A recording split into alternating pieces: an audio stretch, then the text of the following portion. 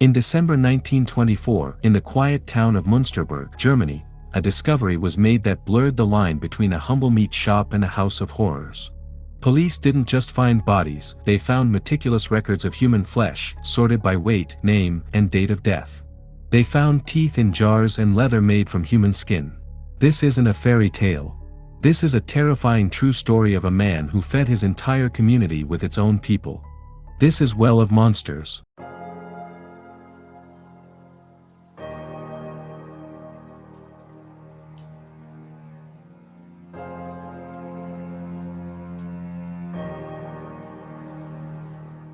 To the people of Münsterberg, Karl Denke wasn't just a neighbor, he was a pillar of the community. In a post-war Germany ravaged by hyperinflation and starvation, Denke was a rare light in the darkness. They called him Papa Denke, a nickname that carried warmth, trust, and a sense of safety. He was a man of God, or so it seemed. Every Sunday, he was a fixture in the local church, his voice rising in hymns, his head bowed in what everyone assumed was humble prayer. He was the landlord who never raised the rent when times got tough, the friend who always had a kind word for a struggling mother. But it was his charity toward the forgotten that truly earned him his saintly reputation. Münsterberg was a crossroads for vagrants, beggars, and travelers looking for work. While others turned them away, Papa Denke welcomed them with open arms. He offered them a warm bed in his apartment on Teichstraße and, more importantly, a hot meal. To the townspeople, he was a local hero, single-handedly caring for the souls that society had discarded. Then there was the meat. At the local Sunday market, Denke's stall was the most popular. He sold jars of pickled pork and slabs of smoked meat at prices so low it seemed like another act of charity. In a time when real meat was a luxury few could afford, no one dared to ask how a simple landlord could provide so much, so cheaply. They didn't ask about the strange thumping sounds coming from his apartment at night. They didn't ask why the travelers who entered his home were never seen leaving the next morning. They were too busy enjoying the delicious meals he provided. Münsterberg wasn't just trusting Karl Denke, they were being sustained by him. They were grateful for the saint, never realizing that with every bite they were becoming accomplices to his unspeakable hunger. The year was 1903. While the world was looking toward a new century of progress, Karl Denke was descending into a private, silent hell. His first victim was Ida Leoner, a 25-year-old woman. For most killers, the act of murder is the climax, the end of the crime. But for Denke, Ida's death was merely the beginning of a gruesome experiment. We don't know the exact moment the curiosity took hold. Perhaps it was the crushing poverty of the era, or perhaps it was a hunger that had been dormant in his DNA for years. But as he stood over Ida's lifeless body, Denke didn't see a tragedy. He didn't see a soul. He looked down and saw supply. He didn't just hide her, he began to process her. That first taste changed everything. In that dark, quiet room, a horrific epiphany occurred. Karl Denke realized that a human body was a versatile, high-value resource. To him, the muscles were pork, the skin was leather, and the bones were waste to be ground down.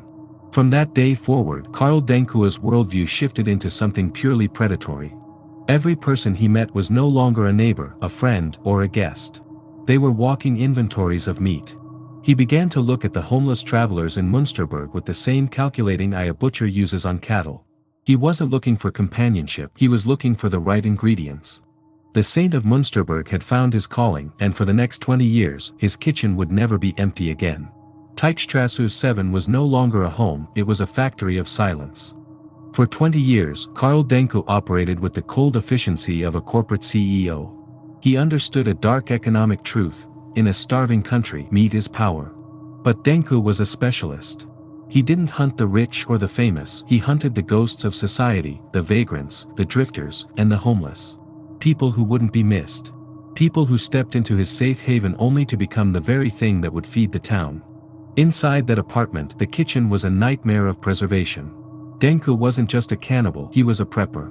He realized that a single body was too much for one man to consume before it spoiled. So, he turned to the ancient art of pickling.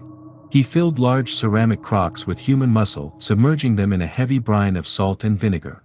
To anyone peeking through the window, it looked like a winter's worth of pork. But the pork had names. The pork had families. Nothing went to waste. Denke was the ultimate recycler of death. He would sit by his window in the fading light, methodically tanning human skin. He fashioned shoelaces, sturdy straps, and his favorite pair of suspenders, a garment he wore every single day. He was literally wearing the people he had invited to dinner. But the true horror wasn't what happened inside the apartment. It was what happened outside, at the Sunday market. Denke would set up his stall, smiling his Papa Denke smile, offering jars of what he called pickled boneless pork. In an era of desperate hunger, his prices were a miracle. Mothers bought it to feed their children. Neighbors shared it at their Sunday tables. Münsterberg wasn't just living next to a monster, they were being sustained by him. Every bite of cheap meat was a piece of a neighbor, a piece of a traveler, a piece of a human soul. Karl Denke had turned an entire town into unwitting cannibals, and they thanked him for it with every penny they had left. December 21, 1924.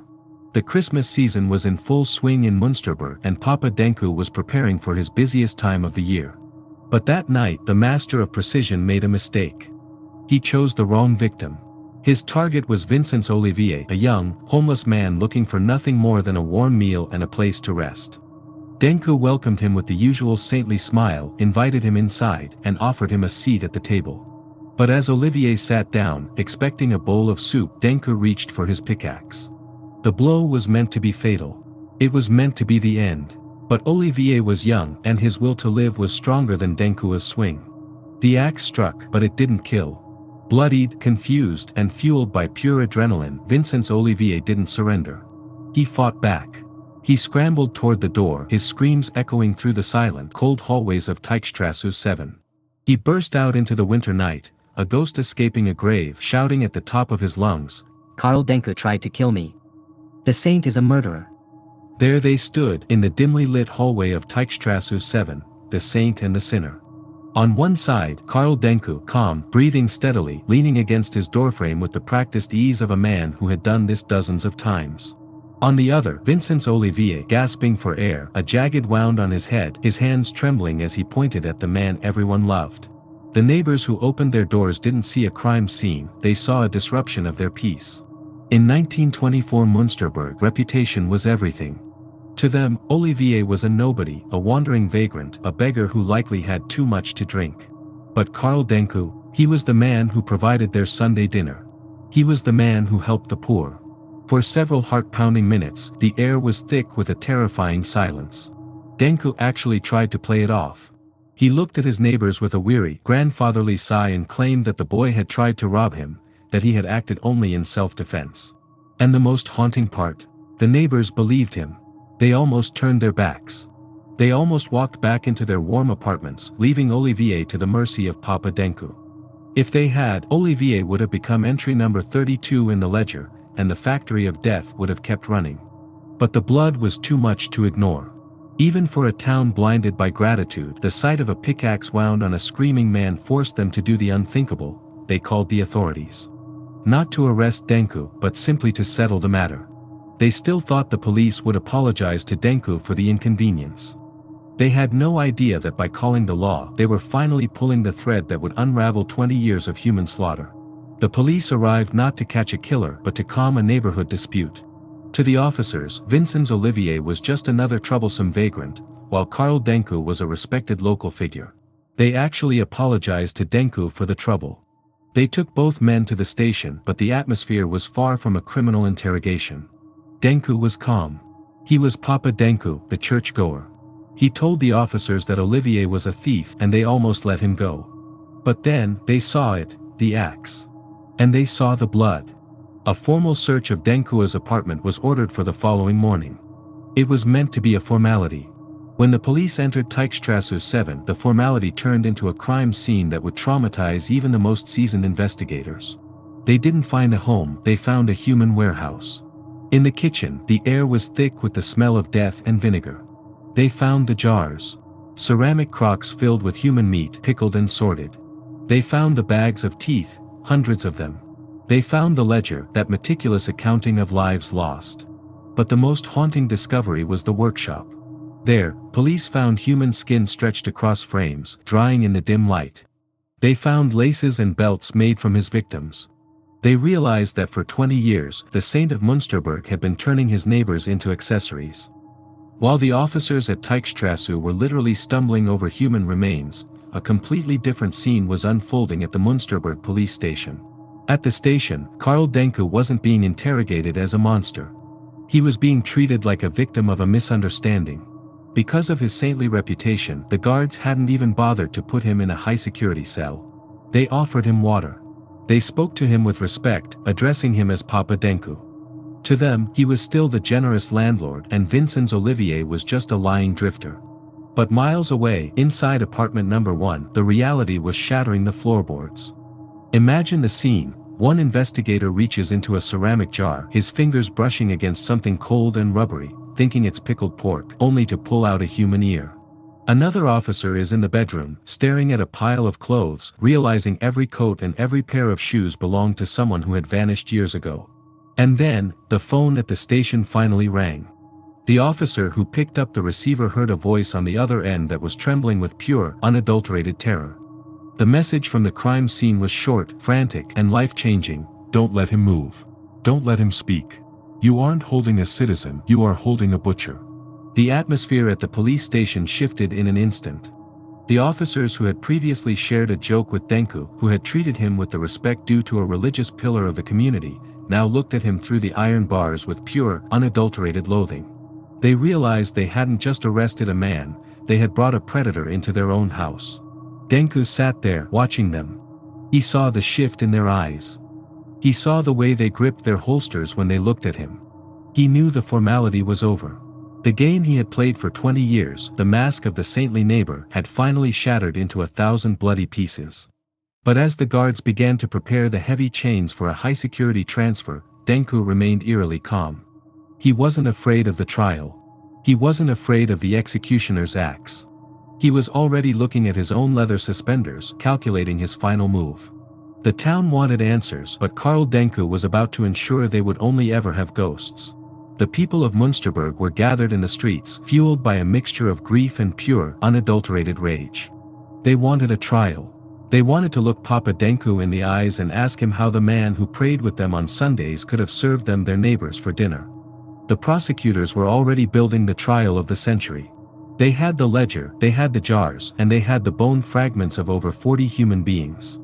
The evidence was a mountain of horror that no defense could ever climb. But as the legal machinery began to grind into gear, Karl Denke was already one step ahead of the hangman. On the night of December 22, 1924, less than 24 hours after his true nature was revealed, the cell door became the final curtain. Denke didn't need a judge to tell him he was guilty. He didn't need a priest to hear his confession. Using his own suspenders, the ones crafted from the very people he had butchered, he fashioned a makeshift noose and ended his own life. There was no cross-examination, no witness testimony, no final statement of why. Karl Denke's sentence was carried out by his own hand, in the dark, leaving the world with a silence that was more terrifying than any confession. This wasn't just a suicide, it was a final act of supreme arrogance. Think about the pure, concentrated frustration of that moment.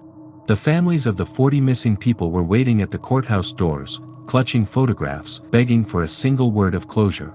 The prosecutors had their opening statements ready to expose the truth to the world. When the news hit the streets, the fury turned into a sickening realization. There would be no justice for the 40 souls lost in apartment number 1. The Saint of Münsterberg had escaped the light of the courtroom, leaving the town to choke on the memory of the meat he had sold them. He was buried in a nameless grave, but the shadow of his ledger remains one of the darkest stains in criminal history. He didn't just escape a trial, he escaped accountability. By hanging himself with those leather suspenders straps literally made from the skin of his victims, he turned his final breath into a macabre joke. He died using the remains of the people he had butchered, a final insult to the very concept of justice.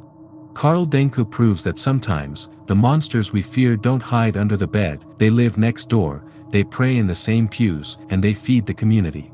If this deep dive into the Saint of Münsterberg disturbed you, you're not alone. This is the reality of the files we uncover here. If you want to keep digging into history's darkest corners, make sure to subscribe to Well of Monsters. Hit the bell icon to join our community of investigators. Stay vigilant. Stay curious. And remember, see you at the bottom of the well.